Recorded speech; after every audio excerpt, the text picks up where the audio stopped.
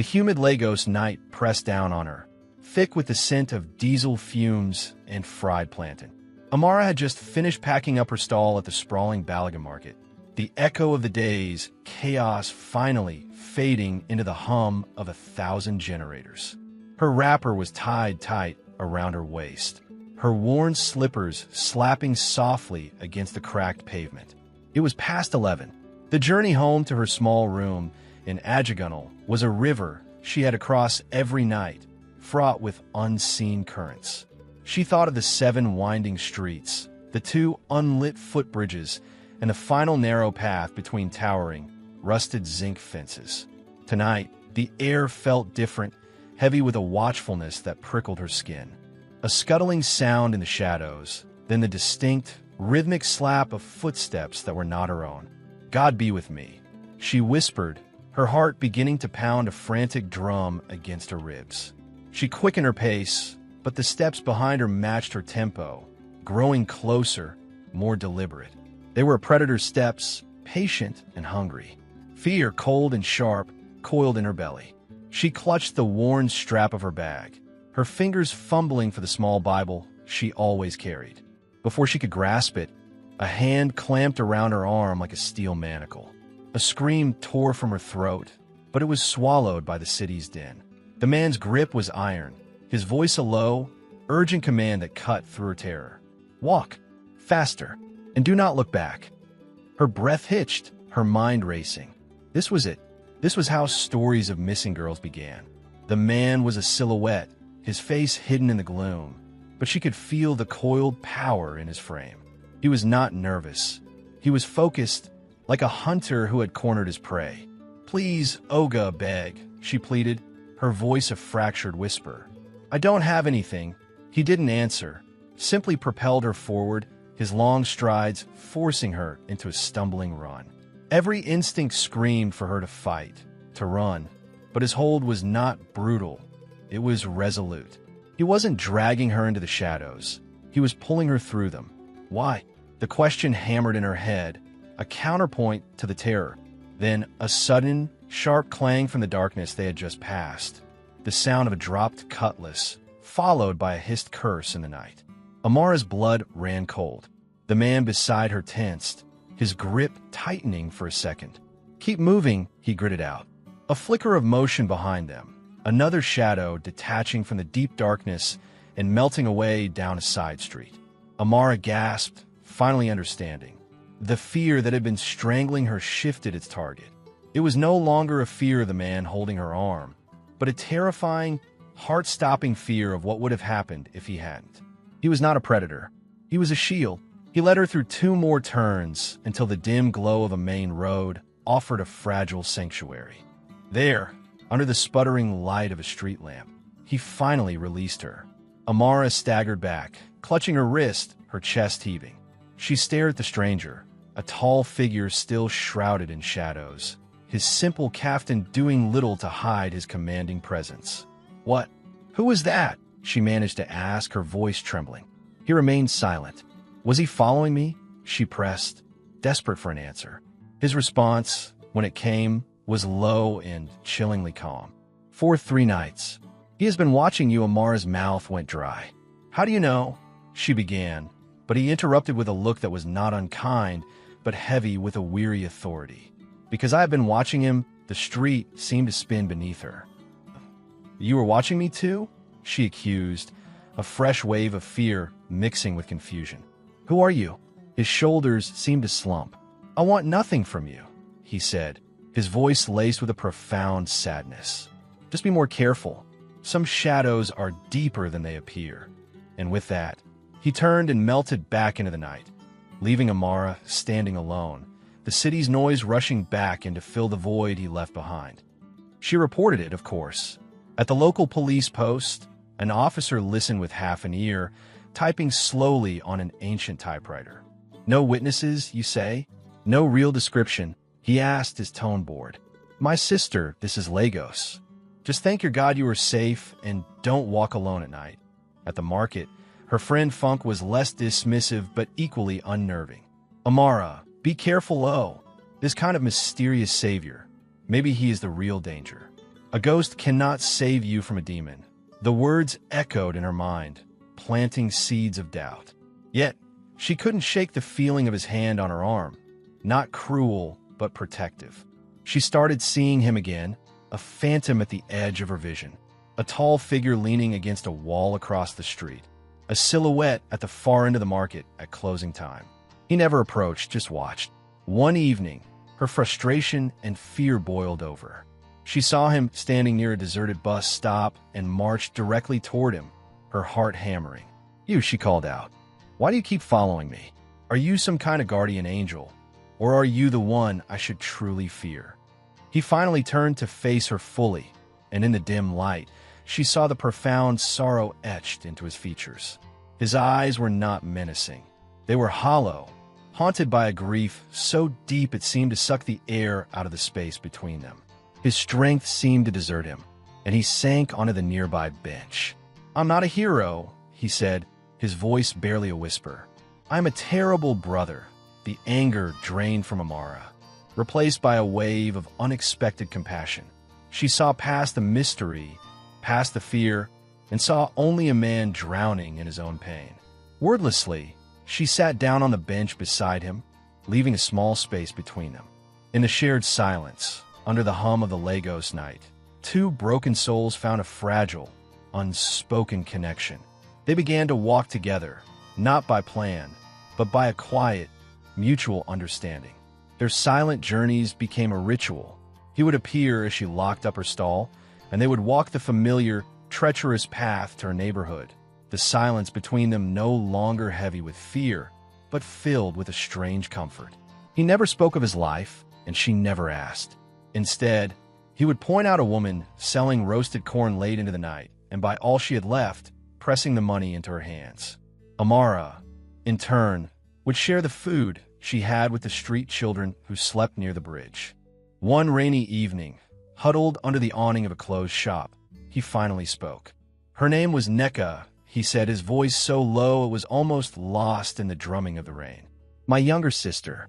She was 16-inch. He described a vibrant, laughing girl who loved high-life music and dreamed of becoming a doctor. One night, she was walking home from a church vigil, a journey of only a few streets. She was attacked. People heard her screams, he said, his jaw tightening into a knot of agony. They heard her, and they bolted their doors. They turned up their radios. I was supposed to pick her up, he whispered, his voice breaking. But I was at a party, some useless high society event. I was celebrating a business deal. I didn't even check my phone. The guilt was a physical thing, a crushing weight that she could feel pressing down on him. Amara felt tears well in her eyes. I am so sorry, she said softly. She reached out, her fingers gently touching his wrist, reversing their first encounter. You don't have to carry this alone. You cannot save the whole world for the first time. A faint, fleeting smile touched his lips, a flicker of light in his deep-set, sorrowful eyes. He did not pull away. The feeling of being watched returned, sharper this time. He is back, Kenechukwu said one evening, his eyes scanning the crowded street with a predator's focus. He has grown bolder. A plan was formed, born of desperation and a shared refusal to live in fear. Amara would walk her usual route, a lone light in the darkness. Kenechukwu, whose name she had finally learned, would follow, a shadow hunting a shadow. That night, the air in the narrow path was electric with dread. Amara's hands trembled, but her steps were steady. Then she heard it, a rustle, a swift movement. A figure lunged from the darkness, a glint of metal in his hand. But Kenechukwu was faster, a blur of motion intercepting the attacker. A brutal struggle erupted. Amara screamed as the man's knife flashed, and she heard a sickening, wet sound. Kenechukwu staggered back, a dark stain spreading rapidly across his kaftan. No! Amara shrieked, her fear replaced by a ferocious courage. She launched herself at the attacker, clawing and biting, giving Kenechukwu a precious second to fight back just as the wail of sirens pierced the night. The attacker was tackled and subdued by the police who, alerted by Keen's anonymous tip, had been waiting nearby. Amara fell to her knees beside Kenechukwu, pressing her hands to his side, her tears mixing with his blood. "Stay with me," she sobbed. "Please, Keen, stay with me." In the chaotic emergency room, a nurse with a clipboard approached her. "We need his full name for the records." Amara, covered in his blood, could only shake her head. "His name is Kenechukwu," a senior doctor overheard, glancing at the patient being wheeled into surgery. "Wait," the doctor said, his eyes widening. That's Kenechukwu, Enine." The name hung in the air, electric and unbelievable. Kenechukwu Enine, the reclusive billionaire owner of Enine Global, one of the most powerful and untouchable men in West Africa. A man whose face was never seen, but whose influence was everywhere. And he had been bleeding out in a Lagos slum to save her, a market girl. Suddenly, a well-dressed, severe-looking man, flanked by security, stormed toward her. "Who are you?" he demanded, his eyes cold. "I am Chidi, his cousin. What have you done to him?" He tried to have her thrown out, but the doctor intervened, naming her as the one who brought him in. For 3 days, she refused to leave the hospital, sitting in a plastic chair outside the intensive care unit. Chidi and other family members sneered at her, accusing her of being a gold digger, a witch who had ensnared him. They offered her money to disappear. She refused, praying with a fervor that shook her to her core. The doctors said his chances were slim. "It is in God's hands now," they told her. On the third night, when all seemed lost, they allowed her to sit by his bedside. Chidi stood in the doorway, a smirk on his face, already planning his takeover of the empire. Amara ignored him. She took Kenechukwu's limp hand, leaned close, and began to sing. It was an old Igbo hymn, a song of hope her mother used to sing, her voice soft but clear, filling the sterile room with a desperate, beautiful faith. She sang of mercy and miracles, tears streaming down her face. As the final note faded, his fingers twitched in hers. His eyelids fluttered. Chidi gasped from the doorway. Amara's heart stopped. "Keen," she whispered. He turned his head slowly, his gaze finding hers. "Amara," he rasped, his voice a ghost of itself. "Are you safe?" In that moment, the machines around them seemed to sing a chorus of recovery. The miracle was not in the beeping monitors, but in the eyes of the man who, in his darkest hour, thought only of her. He lifted his hand to her face and whispered, "You did not leave." She shook her head, her tears now tears of joy. "Never." He pulled her gently closer and kissed her, a promise sealed in a room that had, moments before, held only despair. Months melted into a new season, one filled with a light Amara had only ever prayed for. The shadows of her past were vanquished, replaced by the steady warmth of Kenechukwu's love. She was no longer just a market girl. She became the heart of his world. She didn't move into his Ikoyi mansion.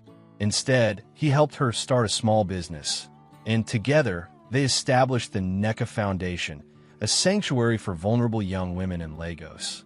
His family's hostility faded into grudging respect as they witnessed the profound change in him. The haunted recluse was gone, replaced by a man who smiled freely, who found joy in service, who saw the world not through the lens of his grief, but through the hope in Amara's eyes.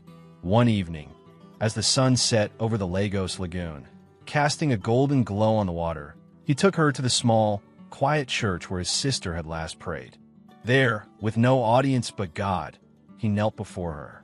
"I found you in the darkest night of my life, Amara," he said, his voice thick with emotion. "But you were the dawn. You sang light back into my soul. Will you be my light always?" Her "yes" was a whisper and a prayer answered.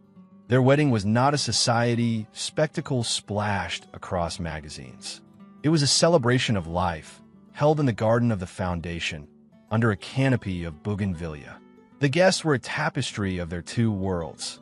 Market women and vibrant rappers laughing alongside corporate executives in crisp suits. Street children they had helped dancing with members of his board. Amara, radiant in a simple, elegant gown, walked down an aisle lined with the very girls whose lives their love had saved. As Kenechukwu slid the ring on her finger, he leaned in and whispered, his promise echoing the vow she had made to him. "From this day forward, we walk together. No more shadows. They turn to face their community, hand in hand, no longer two broken souls, but one complete story of healing and hope. Their love, born in darkness and sealed by a miracle, was now a beacon, a testament that even in the most dangerous corners of the world, faith could move mountains and love could, indeed, conquer all. For those whose hearts are moved by tales of redemption and the quiet power of the human spirit, know that such stories are all around us.